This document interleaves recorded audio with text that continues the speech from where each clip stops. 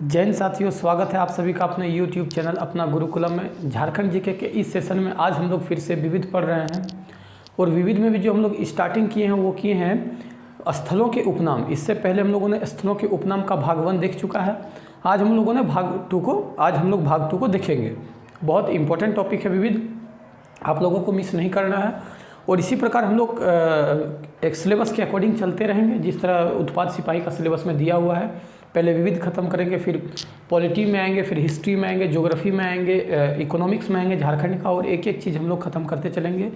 और हर एक टॉपिक खत्म होने के पश्चात हम लोग ऑब्जेक्टिव टाइप टेस्ट भी लाइव वीडियो के माध्यम से पूरा करेंगे। तो आज जो भी नए आए हुए हैं पहले इस वीडियो को पूरा देख लीजिए, उसके बाद आप सब्सक्राइब करिएगा। और हम लोगों ने पहला इसका जो है भाग 1 देखा है, तो अगर आप नहीं देखे तो प्लेलिस्ट में मेरे वीडियोस में जाके आप देख सकते हैं, वहाँ पर भाग 1 अपलोड हो गया है। आज हम लोग भाग 2 से शुरुआत करने वाले हैं और हम लोग क्या पढ़ने वाले हैं, स्थलों के उपनाम। तो जिस प्रकार मैंने पहले वीडियो में भी बताया था कि हम लोग देखते हैं कि गाँव घर में हम लोग जब कोई अच्छा फुटबॉल खेलता है या कोई अच्छा क्रिकेट खेलता है तो हम लोग उसको उपनाम देते हैं, मतलब उसके जैसा खेलता है इसलिए हम लोग उसको उसके जैसा उपनाम देते हैं कि यह हमारे गाँव का विराट कोहली है। जिस तरह ऑल इंडिया वर्ल्ड के लिए विराट कोहली फेमस है, तो हम लोग क्या कहते हैं कि ये हमारे इलाके में विराट कोहली जैसा फेमस है। तो मतलब उसका कि ये जो कार्यशैली है, उसका जो खेलने की जो शैली है वो क्या है, विराट कोहली के जैसा है। तो उपनाम जो दिया जाता है दोस्तों, तो उपनाम कहीं ना कहीं उससे मिलता जुलता होता है, इसलिए उसका उपनाम दिया जाता है। यूँ ही किसी का उपनाम नहीं दिया जाता है। तो स्थल जो होते हैं, जैसे कोयला नगरी, तो वहाँ कोयला है, वहाँ कोयला बहुत ज़्यादा मात्रा में पाया जाता है, इसलिए उसको कोयला नगरी बोला गया है। कहीं ग्रेनाइट नगरी है, तो कहीं कुछ भी हो सकता है इस प्रकार का। जैसे तो इस प्रकार जो है स्थलों के उपनाम झारखंड में भी दिए गए हैं। तो आइए हम लोग पार्ट 2 शुरुआत करते हैं। और पहला जो है वो है इस्पात नगरी। और देखिए इस्पात नगरी जो है वो है जमशेदपुर। और आप लोग मुझे कमेंट में बताइएगा कि जमशेदपुर का पुराना नाम क्या है, ठीक है, क्योंकि इसके बाद हम लोग वही करने वाले हैं, जमशेदपुर पुराना और नया नाम करेंगे विविध में। तो आप लोग मुझे बताइएगा कि जमशेदपुर, और जो मैं देता हूं दोस्तों इसको आप लोग पूरा करने का कोशिश निश्चित रूप से करिएगा। तो मुझे बताइएगा कि जमशेदपुर किन दो नदियों के संगमों पर बसा हुआ है और इनका पुराना नाम इसका क्या है। तो आपको ये बताना है। और हम लोग क्या जाने, इस्पात नगरी क्यों, क्योंकि यहाँ पर इस्पात बहुत ज़्यादा मात्रा में पाया जाता है, मतलब इस्पात की जो कारखाना है वहाँ पर बहुत ज़्यादा मात्रा में है जमशेदपुर में, इसलिए उनको इस्पात नगरी। मैंने जिस प्रकार बताया था आपको कि कोयला ज़्यादा है तो कोयला नगरी, इस्पात है तो इस्पात नगरी। तो अब आइए हम लोग नेक्स्ट देखते हैं, और ये है नेक्स्ट भारत का पिट्सबर्ग। अब देखिए यहाँ पर आप थोड़ा सा कंफ्यूज्ड होइएगा, ये निश्चित रूप से कोई भी कंफ्यूज होगा कि ये पिट्सबर्ग की संज्ञा क्यों दी गई, यानी भारत का पिट्सबर्ग का क्या मतलब है। हम लोग इससे पहले तो रट लेते होंगे और सभी रटते थे कि भारत के पिट्सबर्ग, लेकिन आज हम लोग इसका मतलब थोड़ा सा जानते हैं कि ये जो पिट्सबर्ग है वो क्या है। तो देखिए यूएसए में एक स्थान है पेंसिल्वेनिया एक जगह है, जिला है जिसको कह सकते हैं, स्टेट है, और वहाँ पर एक सिटी है जिसका नाम है पिट्सबर्ग, ठीक है।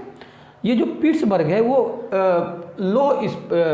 इस्पात के लिए फेमस है, पिट्सबर्ग जो है पेंसिल्वेनिया में, वो किसके लिए फेमस है, तो इस्पात के लिए फेमस है। तो ठीक प्रकार उसी प्रकार हमारा जो जमशेदपुर है वो किसके लिए फेमस है, इस्पात के लिए। तो भारत का पिट्सबर्ग कौन है, तो जमशेदपुर, याद रखिएगा। जमशेदपुर क्या है, पिट्सबर्ग है भारत का। क्यों, क्योंकि यहाँ पे इस्पात बहुत ज़्यादा मात्रा में पाए जाते हैं, यहाँ इस्पात के कारखाने बहुत ज़्यादा है। अब आइए हम लोग जानते हैं नेक्स्ट है कि झारखंड का शेफील्ड। फिर वही बात कि झारखंड का शेफील्ड। अब हम लोग थोड़ा शेफील्ड के बारे में भी जानते हैं। तो शेफील्ड जो है वो इंग्लैंड का एक जगह है शेफील्ड, जहाँ पर लोह बहुत ज़्यादा मात्रा में पाया जाता है। स्टील बहुत ज़्यादा मात्रा में पाया जाता है। तो झारखंड का कौन ऐसा जगह है जहाँ स्टील बहुत ज़्यादा है, आप लोग खुद सोचिए, आप इसका आंसर आपको खुद मिल जाएगा। फिर आपको शेफील्ड फिर से सुन लीजिएगा, शेफील्ड एक जगह है इंग्लैंड का जहाँ पर इस्पात बहुत ज़्यादा मात्रा में पाया जाता है। इस्पात नहीं दोस्तों, स्टील बहुत ज़्यादा मात्रा में पाया जाता है।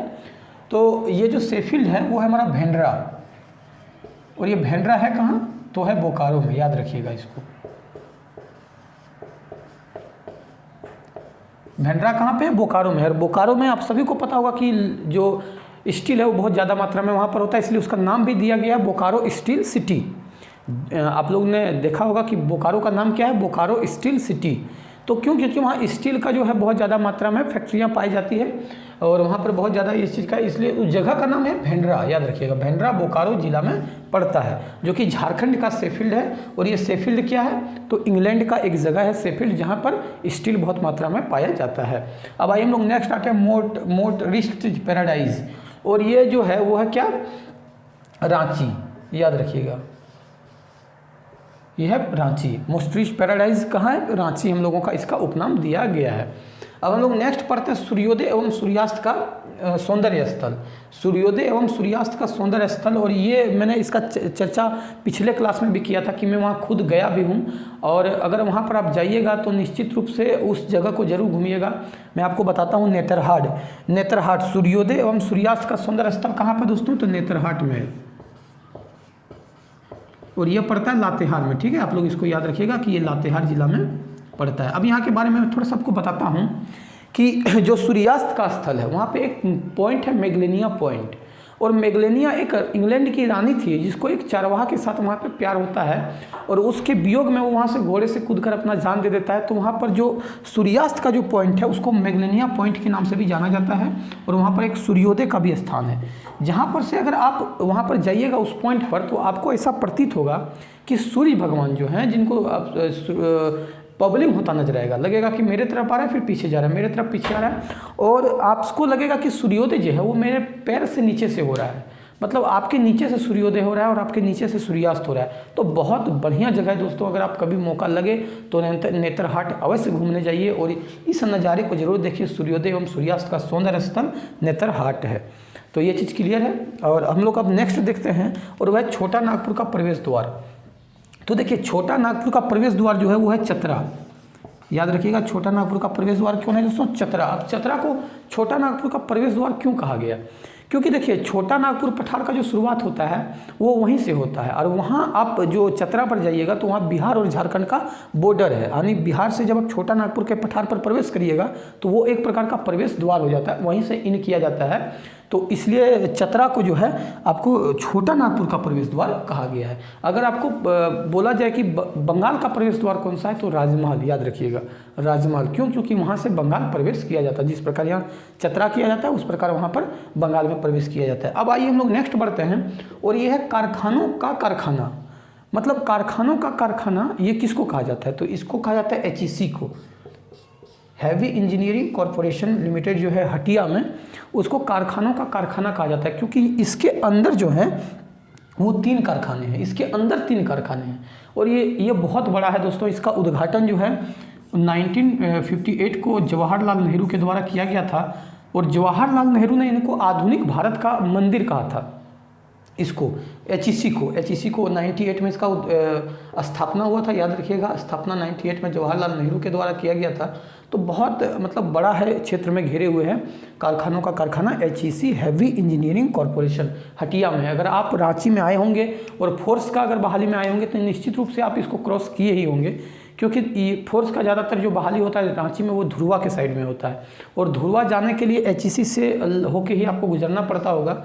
तो अगर आपने आज तक कभी ध्यान नहीं दिया है तो इस चीज़ को ध्यान दीजिएगा, क्योंकि वहाँ HEC के द्वारा जिस प्रकार जमशेदपुर में टाटा स्टील के द्वारा डेकोरेट किया गया पूरा जमशेदपुर को, वहाँ हटिया के क्षेत्र में जो है HEC के द्वारा पूरा डेकोरेट किया गया है। और बहुत जगह पर HEC आपको लिखा मिलेगा। तो उसको क्या कहा जाता है दोस्तों? कारखानों का कारखाना, जो कि रांची में लोकेट है। और इसका जो स्थापना है 1958 में जवाहरलाल नेहरू के द्वारा किया गया था। और इसको आधुनिक भारत का मंदिर का संज्ञा जवाहरलाल नेहरू ने दिया था। आइए हम लोग और जो कुछ बचे हैं उसको पूरा करते हैं। उसके बाद हम लोगों का जो स्थलों का उपनाम है ये सेक्शन कंप्लीट हो जाएगा। फिर हम लोग इसका नेक्स्ट वीडियो में इसका टेस्ट सीरीज हो सकता है करेंगे, या तो फिर एक और कोई टॉपिक खत्म करके 2 टॉपिक को मिलाकर टेस्ट सीरीज करेंगे। तो आइए हम लोग जो कुछ बचा उसको जानते हैं और हम लोग आगे बढ़ते हैं। और हम लोग जानते हैं कि नेक्स्ट जो है वो है गाँव में बसा शहर। मतलब गाँव में बसा शहर या तो फिर दुनिया का एकमात्र एंग्लो इंडियन गाँव। अब देखिए, इसका 2 है, आप लोग समझिएगा बढ़िया से कि गांव में बसा शहर इसका उपनाम है, और दूसरा है कि दुनिया में एकमात्र एंग्लो इंडियन जो है गांव कहाँ पे है दुनिया में। देखिए पूरे, ये बहुत इंपॉर्टेंट है कि दुनिया में एकमात्र जो है एंग्लो इंडियन गांव कहाँ है, तो यह है मैकलुक्सीगंज।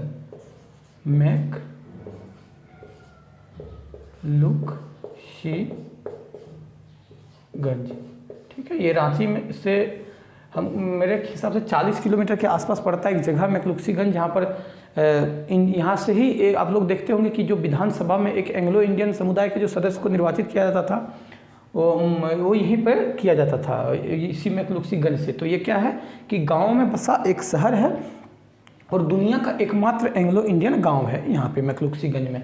आइए हम लोग नेक्स्ट देखते हैं, ये है मंदिरों का शहर। और अगर देखिए इसमें थोड़ा सा आप लोग इस चीज़ को ध्यान दीजिएगा, क्योंकि यहाँ पर मिस्टेक होने के चांसेस ज़्यादा होता है। अगर मंदिरों का शहर पूछा जाए तो देवघर यानी बैद्यनाथ धाम, ठीक है। देवघर भी आ सकता है ऑप्शन में, या तो फिर बैद्यनाथ धाम आ सकता है, बैद्यनाथ धाम, ये दो चीज़ हो गई। अगर अब यहाँ पे देखिए दूसरा जो है वो मंदिरों का गांव, अगर मंदिरों का गांव पूछा जाए तो ये हो जाएगा आपका मलूटी। मलूटी ये देखिए ये है दुमका में, मलूटी जो है वो है दुमका में, बंगाल के नज़दीक में, बंगाल से सटा हुआ है दुमका में एक स्थान मलूटी, जिसको मंदिरों का गांव कहा जाता है, क्योंकि यहाँ पर बहुत सारे मंदिर एक ही जगह पर है। शायद मेरे हिसाब से मेरे मतलब जहाँ तक मुझे याद है 108 मंदिर के आसपास उस गांव में मंदिर है, और सबका लगभग बनावट एक ही जैसा है। तो मंदिरों का अगर गांव पूछा जाए, यहाँ पर आप लोग इस चीज़ को बहुत गौर से बारीकी से देखने वाली बात है, क्योंकि इसमें कन्फ्यूजन ज़्यादा होता है। अगर मंदिरों का गांव पूछे तो मलूटी दुमका में है, और अगर मंदिरों का शहर पूछा जाए तो फिर बैद्यनाथ धाम देवघर, ये चीज़ को आपको समझना है।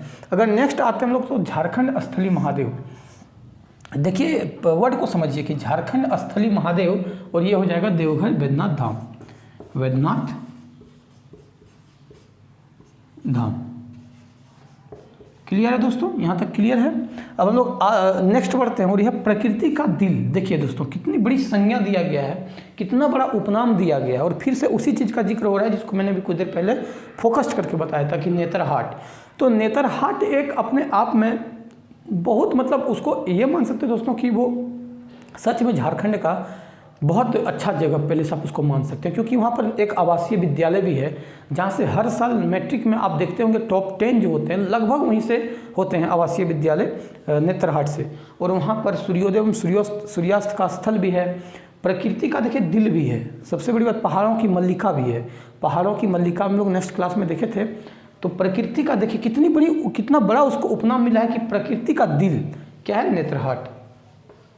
तो ये बहुत बड़ी बात है दोस्तों। ये लातेहार में आपको पता है बूढ़ा घाट। देखिए बूढ़ा घाट जो लोधा जलप्रपात है लातेहार में, लोधा जलप्रपात, उसी का नाम उपनाम बूढ़ा घाट दिया गया। बूढ़ा घाट क्यों दिया गया है, क्योंकि वो बूढ़ा नदी पर जो जलप्रपात है वो बना है, इसलिए उसको बूढ़ा घाट कहा गया। यह झारखंड का सबसे ऊंचा जलप्रपात है, आपको याद रखना है, लोधा या बूढ़ा घाट। उसका नाम लोधा जलप्रपात भी है या तो बूढ़ा घाट। बूढ़ा घाट क्यों उसको उपनाम दिया गया है, क्योंकि वह बूढ़ा नदी पर बना हुआ है, इसलिए उसे बूढ़ा घाट नाम दिया गया। तो याद रखिएगा लोधा जलप्रपात, लोधा जलप्रपात, ठीक है। यहाँ में किसी को कोई शक नहीं। अब हम लोग आते हैं खेल नगरी, जो नेक्स्ट अब लोग अंतिम जानने वाले हैं, वो है कि इतना इम्पोर्टेंट है आपके लिए। अगर उपनाम पूछा गया स्थलों का तो इसी में से एक आपको पूछा जाएगा, इसमें कोई शक नहीं है दोस्तों। अगर पूछा जाए खेल नगरी, या इसको कहा जाता है खेल राजधानी, खेल नगरी या तो खेल राजधानी भी इसको कहा जाता है, वो अगर बोला जाए तो जमशेदपुर है, याद रखिएगा दोस्तों, जमशेदपुर। तो यही है दोस्तों उपनाम जो इतना इम्पोर्टेंट था, मैंने बता दिया है। तो आपको इसको याद करके चलना है, ये दोनों के लिए काम देगा आपको, उत्पाद सिपाही और सचिवालय के लिए जो भरे हैं वो भी काम देने वाला है। आने वाले जो झारखंड के जितने भी वनडे एग्जाम होने वाले हैं सभी में ये बहुत इंपॉर्टेंट होने वाला है। तो मेरा सेशन कैसा लगा कमेंट में मुझे ज़रूर बताइएगा। अगर अच्छा लग रहा है तो सब्सक्राइब कर लीजिए, शेयर करिए, लाइक करिए। वीडियो को अंत तक देखने के लिए धन्यवाद दोस्तों। जय हिंद।